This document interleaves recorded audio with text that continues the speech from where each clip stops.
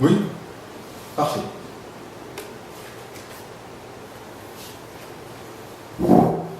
Eh bien, nous continuons notre lecture dans l'évangile de Marc, au chapitre 1, les versets 40 et suivants.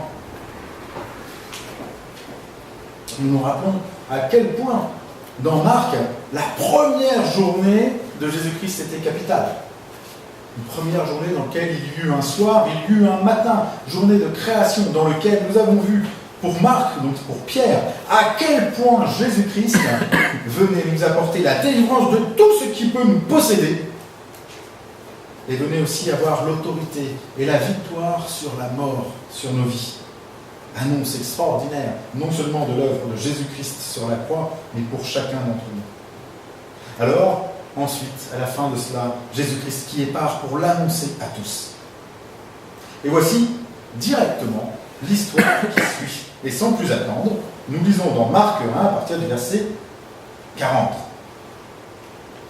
Un lépreux vint à lui, et se mettant à genoux, il le supplie. Si tu veux, tu peux me rendre pur. Ému, il tendit la main, le toucha et dit,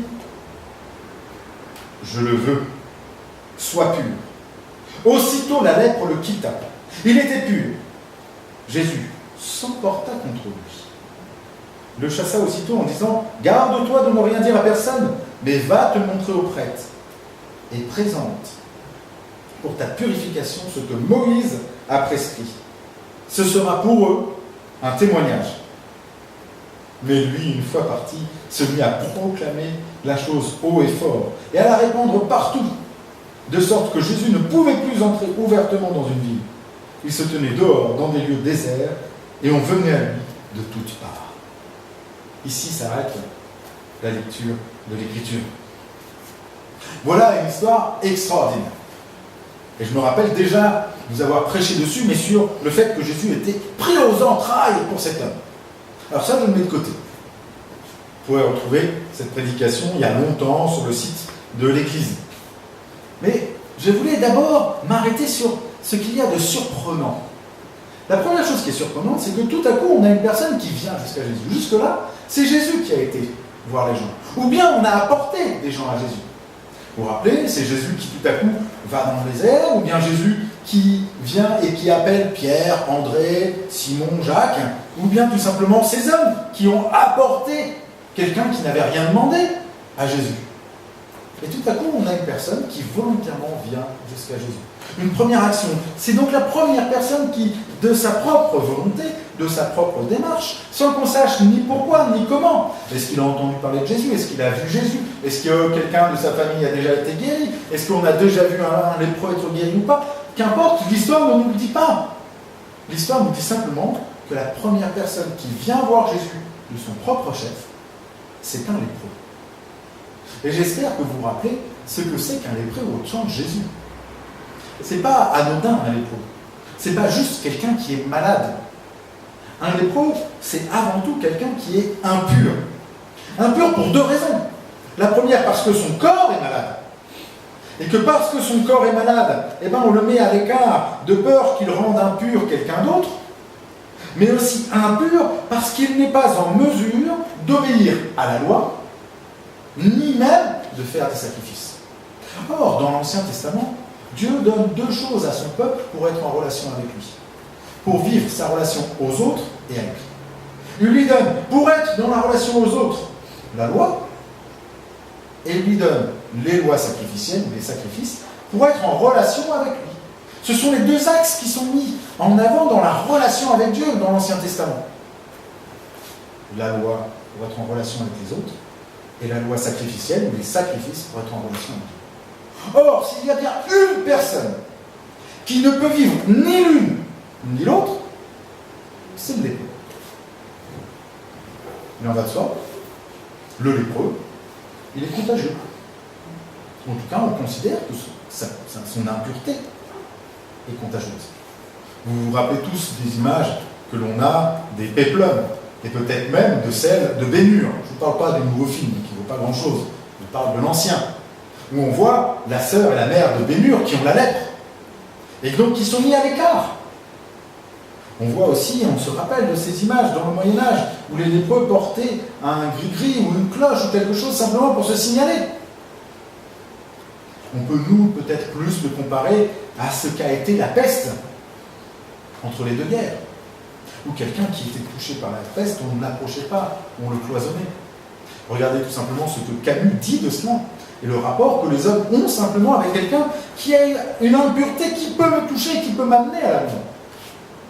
C'est ça un lépreux. Un lépreux, même si la lèpre de temps de Jésus est bien plus complexe, et ce qu'on appelle lèpre va bien plus loin que ce qu'on appelle lèpre aujourd'hui, la lèpre, c'est d'abord quelque chose qui fait qu'un homme ne peut pas être en relation avec les autres hommes, qu'un être humain ne peut pas être en relation avec d'autres êtres humains, qu'il est mis à l'écart et qu'on s'en éloigne. Parce que si on le touche, qu'est-ce que nous dit la loi? Eh bien, qu'il va nous falloir 7 jours, 8 jours, 14 jours pour devenir pur, pour vérifier que nous-mêmes, nous n'avons pas été contaminés. Une loi de protection. Ce n'est pas du tout une loi unique dans la relation entre les hommes. Si vous touchez quelqu'un de contagieux, eh ben, vous n'allez pas aller vous occuper des enfants.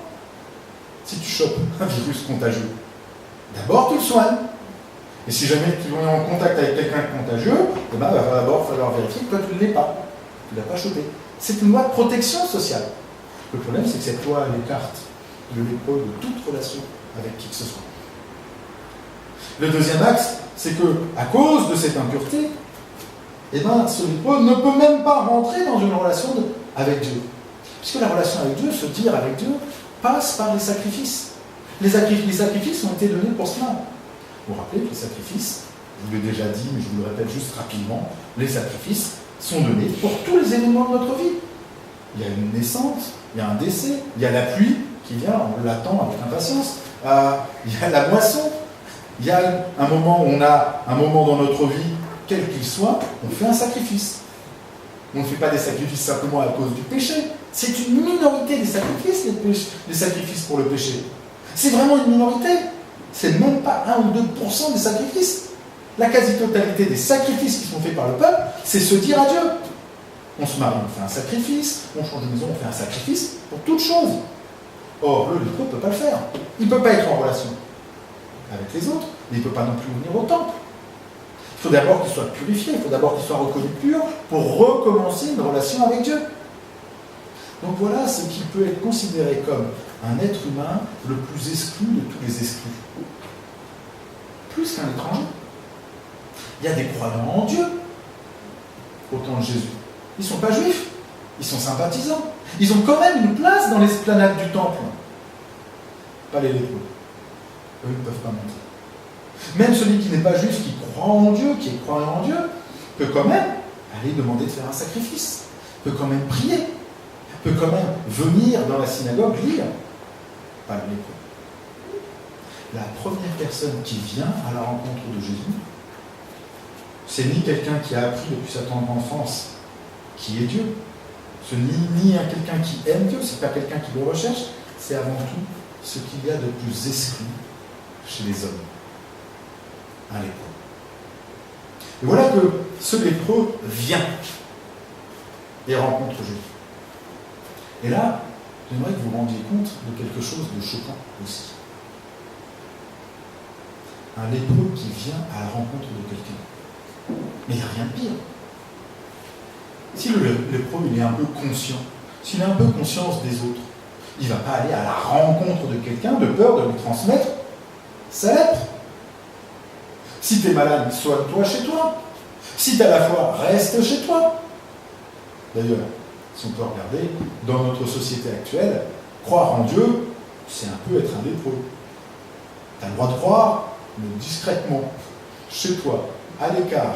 Il ne faut surtout pas y toucher. Il ne faut surtout pas que ça vienne nous influencer. Il y a peut-être de ça d'ailleurs dans cette histoire, vous allez voir. Un lépreux, quelqu'un qu'on ne peut pas toucher, qui tout à coup décide d'aller contre la loi déjà des hommes. Il veut rentrer en relation. Il veut rentrer en relation, alors il vient à la rencontre du Christ. Je lis simplement ce que Marc nous dit. Je pourrais tout à fait avoir une lecture pour le mien en disant « Nul ne peut rentrer dans la rencontre avec Dieu sans que Dieu n'ait touché d'abord son cœur ». notre histoire. Notre histoire nous dit qu'un homme veut rencontrer le Christ. Cet homme, qui n'a aucune relation avec d'autres hommes ni avec Dieu, lui veut rencontrer le Christ. Alors il vient à sa rencontre. Et il ne s'arrête pas là, ce lecteur. Non seulement il le rencontre, mais en plus il va s'adresser à lui et écoutez bien ces paroles. Seigneur, si tu le veux, tu peux me rendre pur.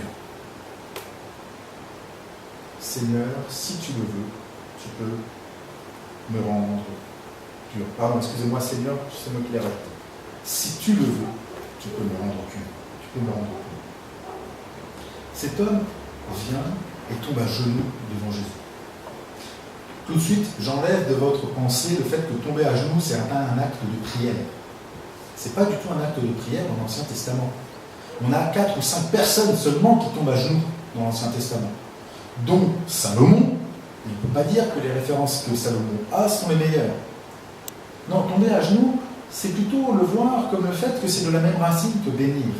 Le mot bénir et le mot genou sont sur la même base. Cet homme tombe à genoux parce qu'il attend et qu'il demande une bénédiction. Et vous savez ce que c'est que la bénédiction ? La bénédiction, elle a 2 sources, elle a 2 racines. Bénir, c'est bien sûr dire du bien, si je le prends d'une manière étymologique. Demander que quelqu'un me dise du bien, ou que dire du bien de quelqu'un, je te bénis. Mais bénir a une autre source, et je pense que c'est exactement là la racine pour cet homme. Bénir, ça veut dire aussi revenir à la source. Être béni, c'est revenir à sa source profonde. Revenir à notre origine, revenir à ce qui est notre essence profonde. C'est exactement ce que cet homme fait. En venant à genoux au pied de Jésus, qu'est-ce qu'il fait ? Il revient à la source de ce qui est pour lui essentiel. Je me mets en position pour être là, dans ce qui est essentiel pour moi, ce qui est ma source. Cet homme, on ne sait pas comment ni d'où il a entendu parler de Jésus. Mais ce qu'il sait, c'est qu'il vient à lui et qu'il dit à Jésus, sois ma source. Sois ma source, sois le sens de ma vie. Et voilà comment il lui dit, si tu veux, tu peux. En faisant cela, il fait 2 choses essentielles. 2 choses auxquelles moi je vais vous inviter à faire pour nous, pour cette année, pour toutes nos années, pour toutes nos journées de vie. Si tu veux, il commence par reconnaître en Jésus-Christ que Jésus-Christ a toute autorité sur lui. Ce n'est pas ce que je veux. Ce n'est pas ce que les autres veulent. Les autres veulent que je sois pur. Les autres veulent que je sois plus lépreux. Les autres veulent que je sois à l'écart. Les autres veulent que je ne rentre pas en relation. Les autres veulent toujours des choses pour moi. Et d'ailleurs, regardez tout autour de vous.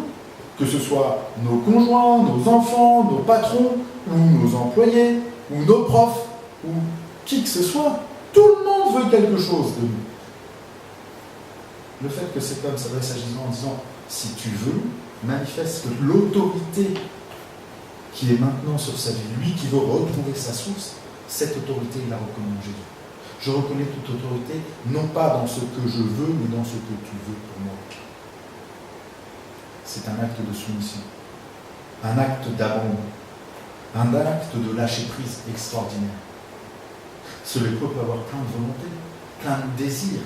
Et il y aura d'autres histoires dans lesquelles Jésus pose la question, qu'est-ce que tu veux ?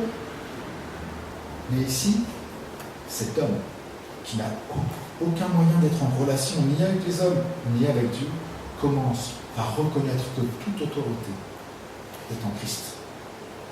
Il veut trouver sa source en Christ.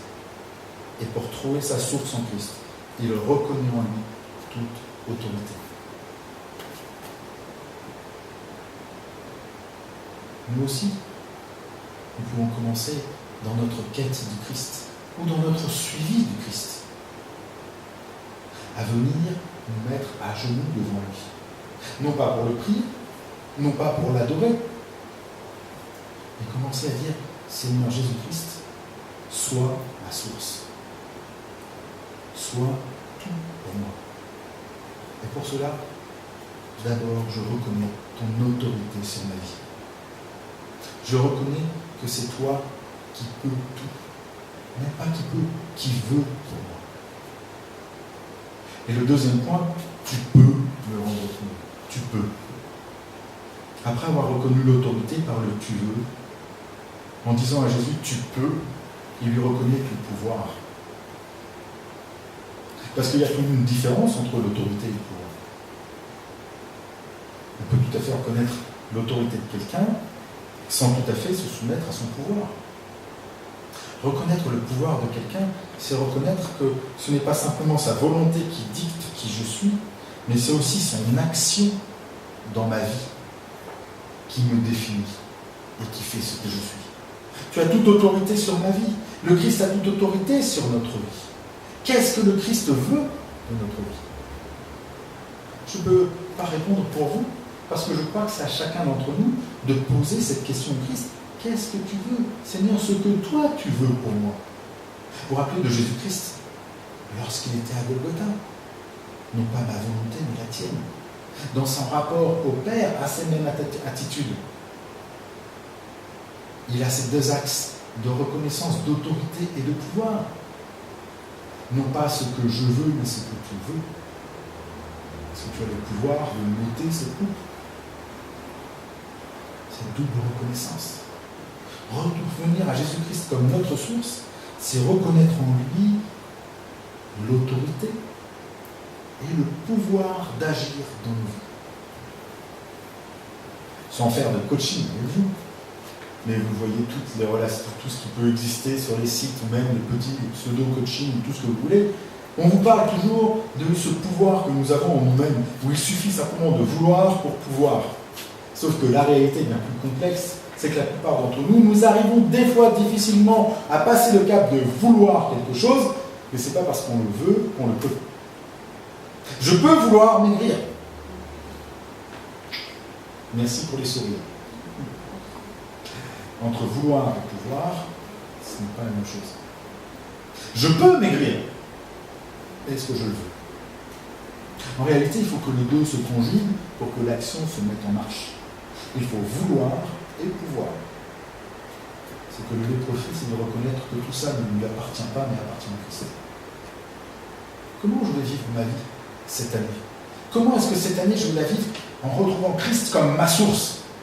C'est moi qui veux quelque chose pour lui, c'est moi qui peux faire quelque chose pour lui, c'est moi qui veux que le Christ agisse dans ma vie de telle ou telle manière, parce que je veux que le Christ fasse que j'ai plus d'esprit, plus de ceci, plus de cela, ou parce que moi je peux faire des choses, alors il faut que je le fasse et je me culpabilise de ne pas les faire, ou tout à coup, moi comme le lépreux, je peux venir au pied de Jésus en disant, Seigneur Jésus-Christ, sois ma source, sois le centre de ma vie. Alors ce que tu veux pour moi, tu peux le faire. Dis-moi ce que tu veux pour moi. Ce que toi tu veux.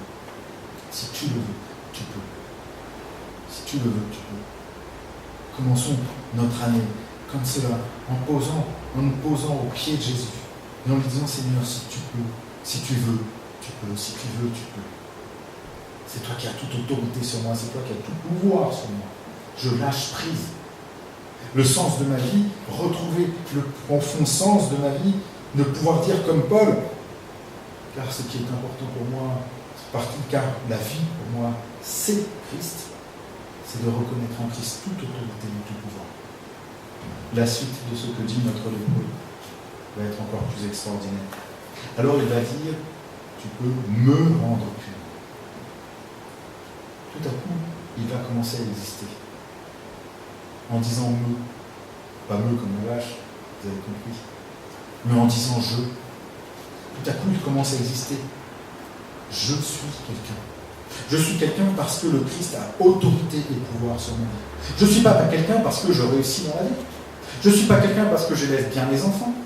Je ne suis pas quelqu'un parce que j'ai une bonne situation, parce que je suis pasteur, parce que je suis enseignant, parce que je fais ceci ou parce que je fais cela, parce que je suis un bon chrétien et que ça fait des années que je le suis. Je ne suis pas quelqu'un pour cela. Je suis chrétien parce que le Christ a autorité et pouvoir sur ma vie.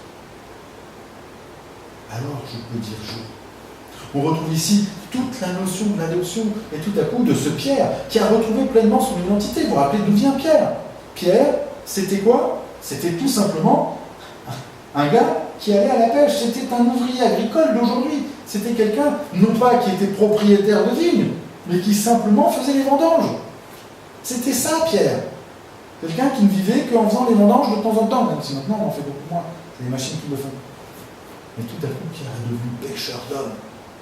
Un Pierre reconnu par tous, Qu'est-ce qui s'est passé dans la vie de Pierre? Exactement comme celle du lépreux. Il a reconnu en Jésus-Christ toute autorité, tout pouvoir.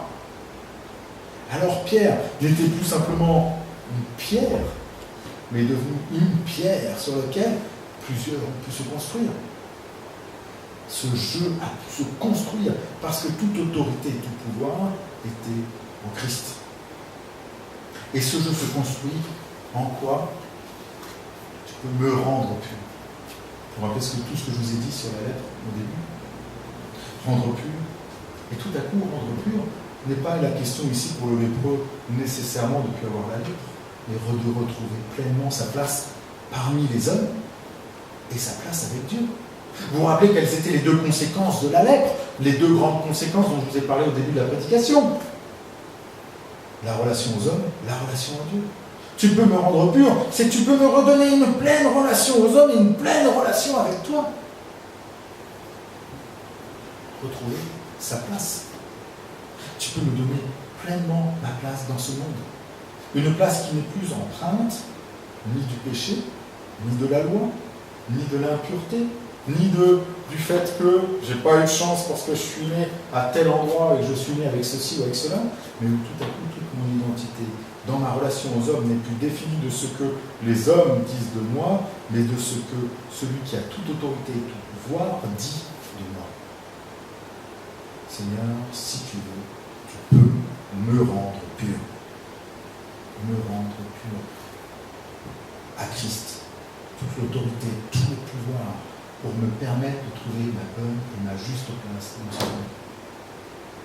Elle est là, le sens de notre vie. Nous pouvons courir après le faire, nous pouvons courir après la reconnaissance, nous pouvons courir après les plaisirs, nous pouvons courir derrière nos désirs, nous pouvons courir derrière les désirs des autres, le vouloir des autres, nous pouvons courir derrière tellement de modèles différents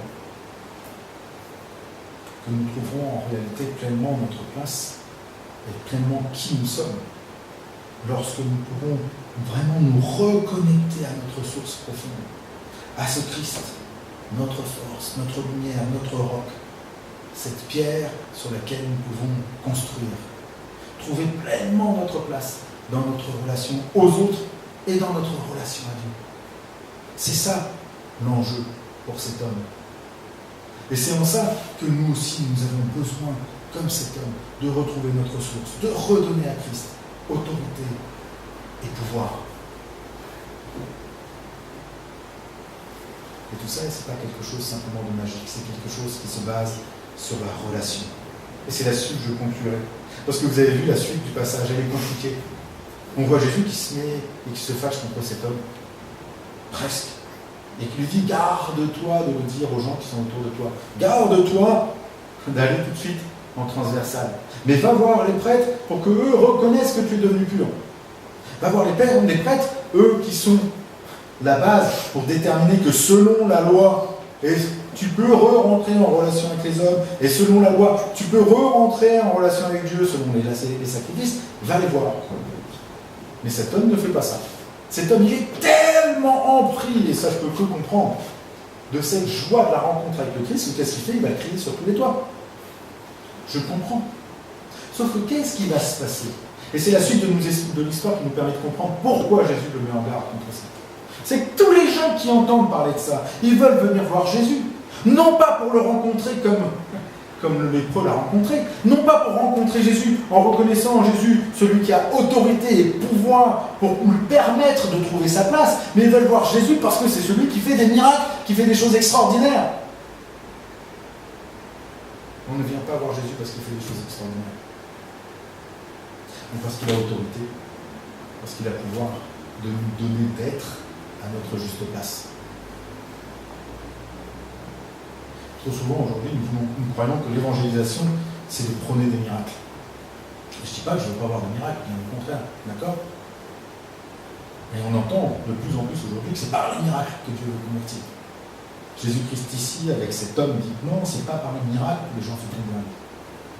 Les gens retrouvent leur source quand ils reconnaissent en Jésus l'autorité, le pouvoir pour être à leur place. Le miracle, on va le voir dans Marc. Par moment, il est présent pour croire. Par moment, il n'est pas présent pour croire. C'est la suite de l'histoire. On le verra plus tard. Quand j'ai plus tard, pas aujourd'hui, hein. Donc, dans une autre prédication. Mais donc Jésus met en garde cet homme. Évangéliser, annoncer, c'est pas simplement montrer le miracle, c'est retrouver ta place dans ce monde. Et retrouver ta place, c'est que les hommes reconnaissent en toi l'œuvre que j'ai accomplie. Que les hommes reconnaissent en toi l'œuvre que j'ai accomplie. Pas toi de dire le miracle que j'ai accompli, mais que les hommes reconnaissent en toi l'œuvre que j'ai accomplie. Ce sont les gens qui sont autour de nous, nos conjoints, nos patrons, nos employés, nos amis, nos collègues, nos camarades, qui vont voir en nous la transformation parce que nous avons trouvé notre source. Parce que trouver notre source, redonner toute autorité et pouvoir au Christ, qui nous permet d'être à notre place, va être source de transformation en nous. De transformation que nous verrons, comme de transformation que nous ne verrons pas. Mais ceux qui sont autour de nous les reconnaîtront. Nous n'avons pas à proclamer « convertis-toi ». D'autres passages pour cela. Et dans cette transformation, nous avons à la vivre, parce que c'est en la vivant pleinement que les autres hommes la reconnaîtront. Parce que ce qui est important dans notre annonce de ce Christ aujourd'hui, ce n'est pas de montrer un Christ magique, mais de montrer à quel point dans nos vies, il a autorité et il a tout pouvoir. Alors je vais vous laisser avec ça, pour cette année. Que cette année puisse être pour chacun d'entre vous, pour moi, le premier. Une année dans laquelle nous allons puiser dans notre source. Dans laquelle le Christ va pouvoir être notre source. Dans laquelle nous allons pouvoir nous poser à genoux devant lui. Non pas en regardant ce que nous pouvons faire ou ce que nous voulons faire pour lui. Mais en reconnaissant que c'est lui qui veut faire à travers nous. Que c'est lui qui peut faire à travers nous. Et que les hommes, que les femmes qui sont autour de nous vont être transformés, bouleversés, touchés par la grâce. Non pas parce que nous voulons, ou parce que nous pouvons, mais parce que Christ veut faire et peut faire à travers nous. Alors nous pouvons dire, je suis enfant de Dieu, je suis aimé, je suis précieux, j'ai de la valeur. Je pourrais reconnaître pleinement la place que Dieu m'a préparée d'avance pour que nous puissions accomplir les œuvres même qu'il a préparées d'avance pour chacun d'entre nous. Alors oui, Seigneur Jésus-Christ, si tu le veux, tu peux me rendre pur. Oui, Seigneur Jésus-Christ, je reconnais en toi toute autorité sur ma vie. Je reconnais en toi tout pouvoir sur ma vie. Je reconnais en toi celui qui nous donne d'être et de trouver pleinement ma place, tant dans ma relation avec les hommes que dans ma relation avec toi et avec le Père. Alors oui, Seigneur Jésus, comme cet homme, comme ce lépreux, je tombe à genoux devant toi, parce que je veux trouver en toi la source de toutes choses. Amen.